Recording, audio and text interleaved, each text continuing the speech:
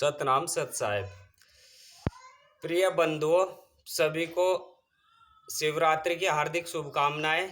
आप सभी ने सुना है कि आज की रात यानी शिवरात्रि की रात में शिव जी और पार्वती जी का मिलन हुआ था।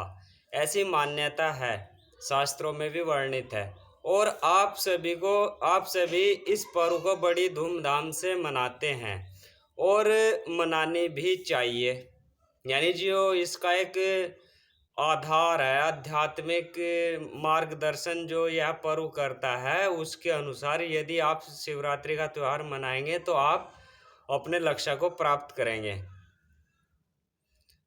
एक है शिव, यानी शिव जो है वो एक है और निराकार है, अर्थात ईश्वर स्वरूप है जो कण कण में विराजमान है आत्मा स्वरूप से। और दूसरे हैं शंकर जी, जिन्होंने आदि काल में शिव का ध्यान करके, यानी शंकर जी ने आदि काल या प्राचीन काल में कैलाश पर्वत पर जाकर के ध्यान किया था। अपने ही शरीर के अंदर बहने वाली ऊर्जा को ऊर्ध्वगामी करके, जिसको पार्वती कहा गया है। यानी शंकर जी जब कैलाश पर्वत पर ध्यान कर रहे थे तब उनके शरीर के अंदर बहने वाली ऊर्जा ऊर्ध्वगामी हुई, ऊपर की ओर बहने लगी, तो इसी ऊर्जा को उन्होंने पार्वती कहा है। इस ऊर्जा को जब साधक ऊर्ध्वगामी करता है तो जब यह ऊर्जा चक्रों को भेदती हुई, हमारे शरीर के अंदर 7 चक्र हैं, जब यह मूलाधार चक्र से उठती हुई सहस्रार चक्र तक पहुंचती है, सहस्रार चक्र में अपने शिव से जा मिलती है, तो इस मिलन की प्रक्रिया को शिवरात्रि का मिलन कहते हैं या शिवरात्रि पर्व के नाम से मनाते हैं। इससे पहले आज्ञा चक्र को जब यह ऊर्जा भेदती है, यानी सहस्रार चक्र से पहले जब यह आज्ञा चक्र को भेदती है, तो यही शिव जी की यानी शंकर जी की तीसरी आंख होती है जो पीनियल ग्लैंड होती है। यानी जब यह आज्ञा चक्र को भेदती है तो पीनियल ग्लैंड या तीसरी आंख खुल जाती है, जिससे बहुत मधुर आवाज निकलती है, जिसको नाद ब्रह्म कहते हैं। अब इस तरह की घटना, चाहे वह साधक हिंदू हो, मुसलमान हो, सिख हो, ईसाई हो, भारत से हो, पाकिस्तान से हो, अमेरिका से हो, जापान से हो, चीन से हो, कहीं से भी हो, जहाँ भी यह घटना घटती है, जहाँ भी यह ऊर्जा ऊर्ध्वगामी होती है, वहीं पर इस तरह का मिलन होता है और इसे अपनी भाषा के अनुसार अलग अलग नामों से जानते हैं। जैसे हिंदू धर्म में नाद ब्रह्म कहते हैं, संतों की भाषा में शब्द धुन कहते हैं, और इस्लाम धर्म में कुन या कलमा कहते हैं, और ईसाई धर्म में इसे वर्ड ऑफ लोगोस कहते हैं, सिख धर्म में भी इसे शब्द धुन कहते हैं। तो इसे अलग अलग नामों से जानते हैं।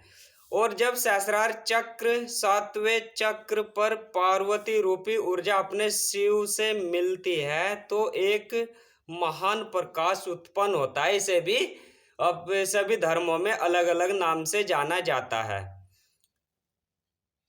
उत्पन्न होता है। इस प्रकाश के मिलन के लिए ही शिवरात्रि का त्योहार मनाया जाता है।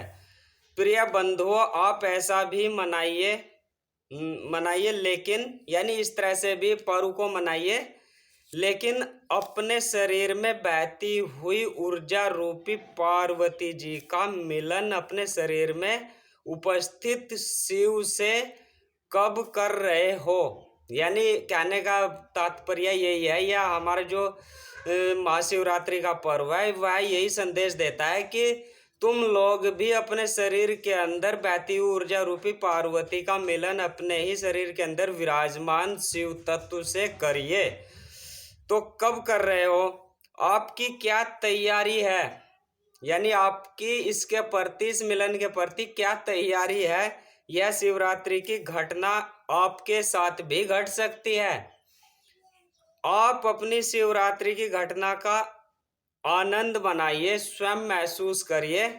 या एक कहावत है, बेगानी शादी में अब्दुल्ला दीवाना, यानी हम अब्दुल्ला ना बने और अपने ही शरीर के अंदर जो पार्वती स्वरूप ऊर्जा है उसका मिलन अपने शिव तत्व से करिए। प्राचीन काल में घटित घटना से आपको आनंद मिले या ना मिले, लेकिन दोस्तों अगर आपने ऐसा मिलन अपने शरीर में कर लिया है तो इस महा आनंद के आगे दुनिया के सारे आनंद बेकार हैं और फीके हैं, यानी स्वादहीन है।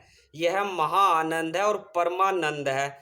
इस आनंद को आप कभी भी नहीं भूल सकते। यानी जिस शरीर में इस तरह का आनंद और मिलन हो जाता है, महसूस हो जाता है, वह इस घटना को वह शरीर या उस शरीर के अंदर जो आत्म स्वरूप है वह कभी नहीं भूल सकता और संसार के सभी सुख इसके आगे फीके पड़ जाते हैं। ऐसा भी नहीं है कि आप यह मिलन नहीं कर सकते हैं। कुछ लोग कहते हैं कि भाई हमारे यहाँ तो नहीं हो सकता, लेकिन ऐसा बिल्कुल भी नहीं है। आपके शरीर के अंदर भी सभी जो यानी आपके पास भी सभी तरह के संसाधन उपलब्ध हैं समान रूप से। जो प्राचीन काल में थे वो आज भी उपलब्ध हैं। ऐसा नहीं है कि यह मिलन कोई एक खास व्यक्ति ही कर सकता है, आप सभी व्यक्ति कर सकते हैं। बस आपका सही तरीका,